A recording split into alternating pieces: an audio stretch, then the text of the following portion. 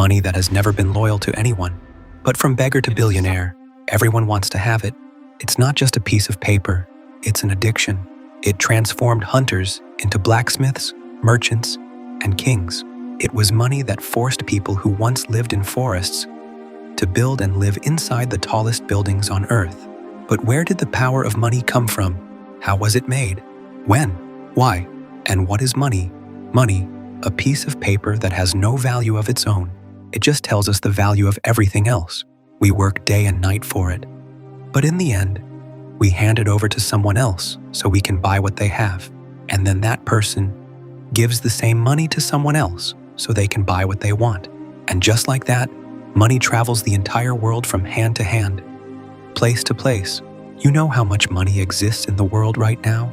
The money you can see, the cash, the bank deposits, that's around $50 trillion.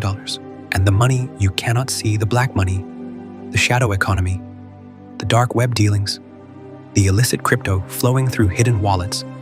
That world is worth over $12.5 trillion in underground activity every single year, with illicit crypto transactions alone hitting $154 billion in 2025, and darknet market participants controlling over $46 billion in hidden crypto wealth.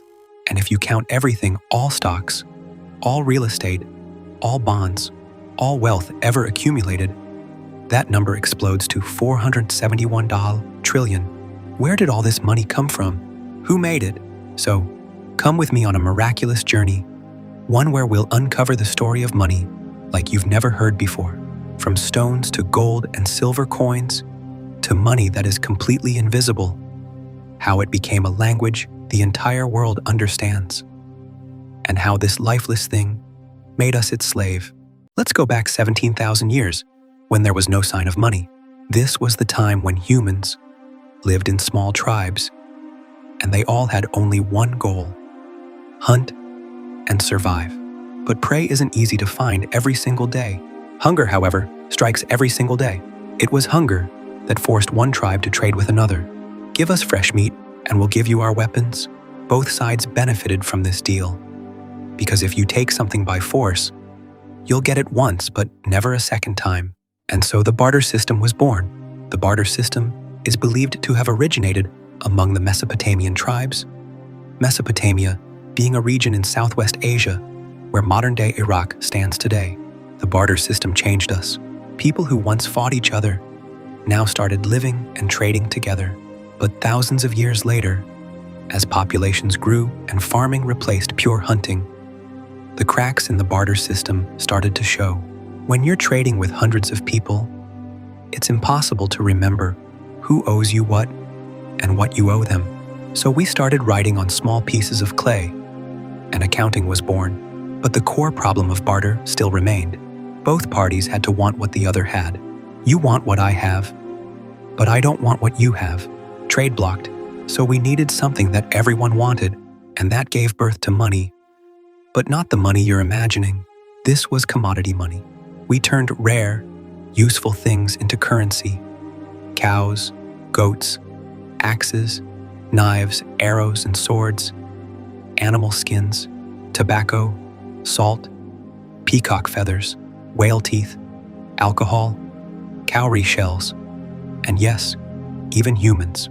Using slaves as currency was common in that era, and on Yap Island in the Pacific, people used giant stone discs shaped like donuts, weighing up to 5 tons, called rye stones. And once placed, they never moved. They just remembered who it belonged to. Commodity money made our life easier, but it had a big problem.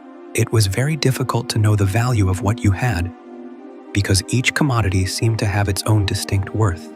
And now we wanted something with a certain, stable value, something that wouldn't expire, because things like animals and alcohol deteriorate over time. And so, 2,600 years ago, metallic money was born in ancient Lydia. In what is today Western Turkey, gold and silver were mixed together to make coins stamped with a lion and a bull. People used to receive only 2 coins after working an entire day, and even those 2 coins were barely enough to buy food. Look carefully. This is the first coin in the world, the Lydian stater.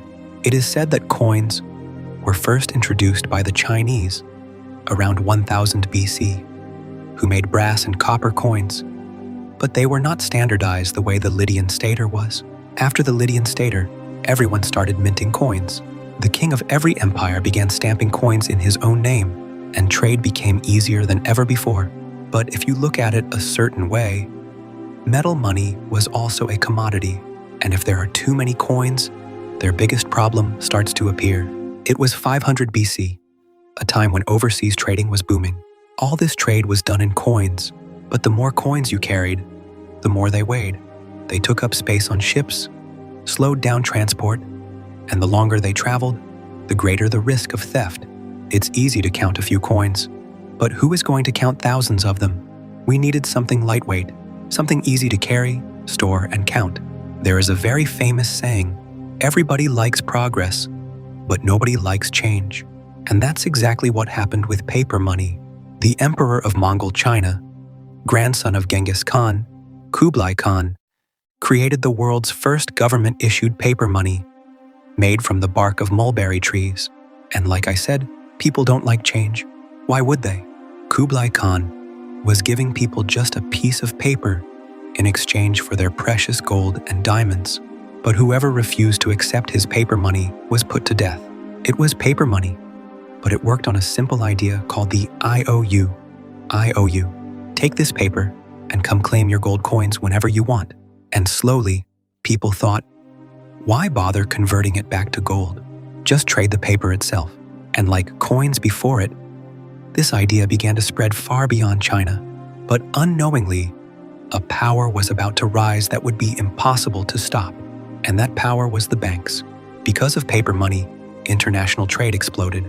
IOUs, the paper money of that time, were now in everyone's hands, and there were people hungry for more. They took gold coins from the public and handed out IOUs in return. But the IOU was something they could print as much as they wanted. People accepted paper money willingly. They feared having their gold stolen. And you know how a bank makes money? By lending. These early banks started lending IOUs. Paper money flooded the streets. And because of this abundance, something dangerous was born. Inflation. What once cost 1 IOU now cost 10. That bank didn't have nearly enough gold to back all the paper money circulating in the city. And when people realized their IOUs were losing value, they ran to the bank to reclaim their gold. But there was nothing left to give. People lost their trust in banks. For years, nobody even thought about them. People went back to hiding gold coins at home. The circulation of money collapsed, and with it, the economy. Then in 1816, Britain passed a landmark law. We will only print as much money as we have gold. This would prevent inflation and cap how much debt could be issued. This was called the gold standard. Soon, every major nation followed, and in 1900, the United States officially adopted the gold standard as well. But one thing came with money that has always been impossible to avoid, and that thing is greed. No matter how much you have, you always want more. If you have 100 crores, why wouldn't you want 1,000? Just a little more, always a little more. And in this endless cycle, paper money was about to take a turn from which there was no going back. Too much money in a country causes inflation, prices rise, and that is harmful. But too little money causes deflation, and that is even more dangerous. The 1930s, the United States was drowning in the Great Depression, caused by deflation. Prices had fallen so far that companies could no longer make enough money to pay their employees. The economy collapsed. People had neither money nor jobs, and for the solution, in 1933, President Franklin D. Roosevelt ended the relationship between the dollar and gold. Now all that remained was paper money, and with that, the banks got their power back, and they knew exactly how to use it. That power was printing money, and you already know what happens when there is too much money: inflation. To control it, America created a central bank called the Federal Reserve, the Fed, whose job was to make sure there was neither too much nor too little money in the economy. But the dollar you once could convert into gold, your IOU, had now become just a piece of paper, plain and simple. no gold behind it, no commodity backing it, just paper. This is what is called fiat money. And before you think it's only the dollar, no, every currency in the world, whether Pakistani, Indian, or any other, is fiat money. None of these pieces of paper are backed by gold or any physical asset. So, if this paper is worth nothing on its own, how do we buy everything with it? Because we simply believe we will get something in return. What sits in your bank account, your wallet, your locker, is not money. It is trust. Trust whose value shrinks a little more every single day due to inflation. Paper money had solved many of our problems. It was easy to count, easy to carry, easy to handle anywhere in the world. But something far more urgent was needed in this fast-changing world. And that thing was speed. Paper money can travel, but it takes time. We needed something that could move money from one person to another in nanoseconds. And so in the 1980s, e-money was born. Digital money, millions and billions of transactions completed in just seconds. No fear of theft, no need to count. Banks no longer even needed to print anything. Just type some numbers into a computer, and money is created. In the world we live in today, digital money is not optional. We buy everything from the comfort of our homes. With a single click, money crosses from one corner of the world to another in less than a second. But digital money came with one serious vulnerability: hacking. Difficult, but not impossible. And then, far removed from all of this, a new kind of money launched in 2009 that is virtually impossible to hack. I am talking about cryptocurrency, and you have heard the name Bitcoin. Credit cards, checks, online payments, all of these operate under the rules and regulations of governments. But Bitcoin has nothing to do with any government. It is not connected to any fiat currency. What exists is just code, just numbers. We know only the name of its creator, Satoshi Nakamoto, and nothing else. Because no government controls it, it can be used in illegal transactions. And more illegal transactions means more crime. And more crime means more damage to society. Whatever Bitcoin may be, its underlying blockchain technology is light years ahead of credit cards and traditional online payments. It is virtually impossible to hack. It could take 1 billion years or more to crack just a single Bitcoin wallet. When Bitcoin launched in 2009, one Bitcoin was worth $0.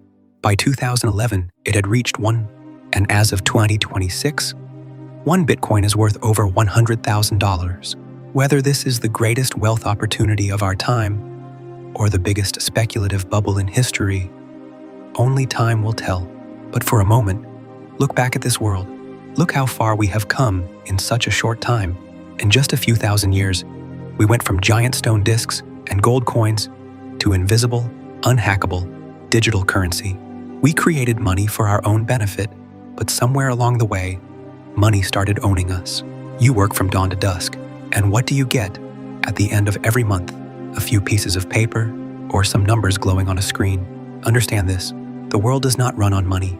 It runs on trust, and everything you see is, in many ways, an illusion. So what should you do? Money is a part of life that will never change. But first, you must learn to recognize real money. The answer is simple. Something that grows in value over time is real money.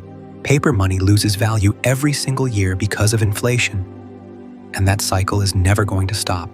But you can protect yourself by investing in assets that hold real value, assets that work for you even when you are not working. Look at every wealthy person in this world. They all understand one thing the rest of us don't. They don't work for money. They make money work for them. And the day you truly understand that, your life will never be the same. But before any of that, you must educate yourself financially.